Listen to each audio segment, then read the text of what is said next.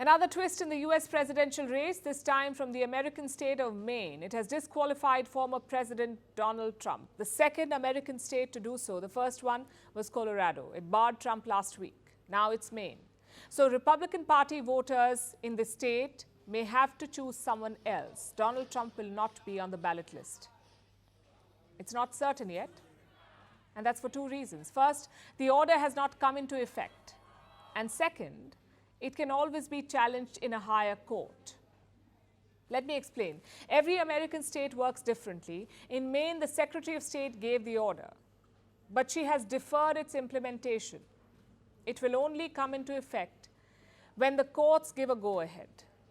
Meanwhile, Donald Trump can always challenge the order. He has 5 days to appeal. If the court rules against him, he'll be disqualified. So as of today, he's not out of the race, technically. And then there is the US Supreme Court, the country's highest court. If it rules that Trump can contest, then no state will have the right to disqualify him. An order from the top court can stop all these individual state challenges. You know how many challenges there are? 30. Trump's candidacy has been challenged in 30 American states, and the rest could follow. So Supreme Court judgment would put an end to all of this, one way or the other. And on what grounds do these states want to disqualify Trump? The insurrection clause.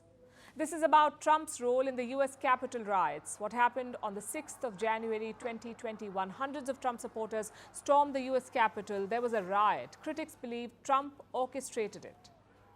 And that counts as an insurrection. They believe Trump tried to incite an insurrection and a violent uprising against the state. So he should be barred from contesting for public office. That is the insurrection clause.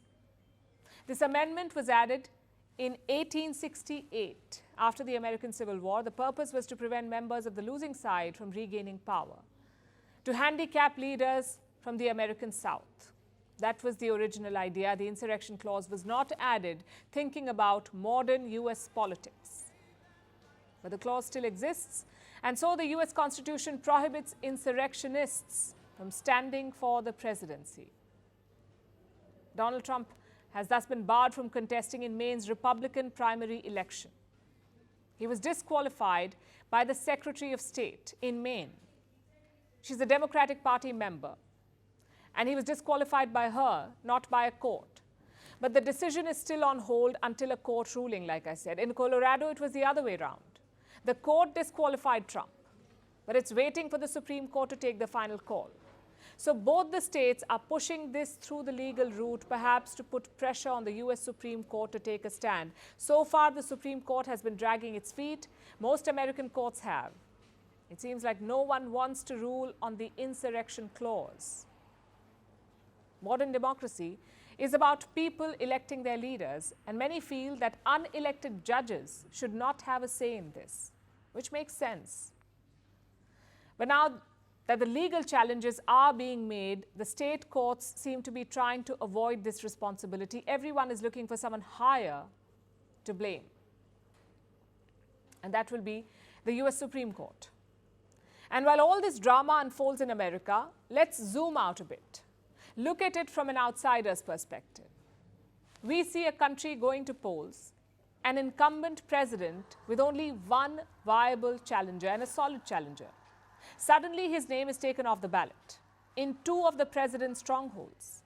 And in one case, a member of the ruling party removes the opponent. They call him a security threat.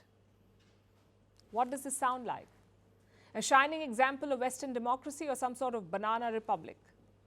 Imagine if this were happening somewhere else. The US would have begun the lectures on free and fair elections. They love teaching the world about this, free and fair elections.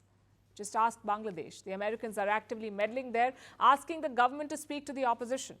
But at home, their opposition candidate is being disqualified in one state after another. So what should the world do now? Send observers to the US election? Or add it to the list of backsliding democracies?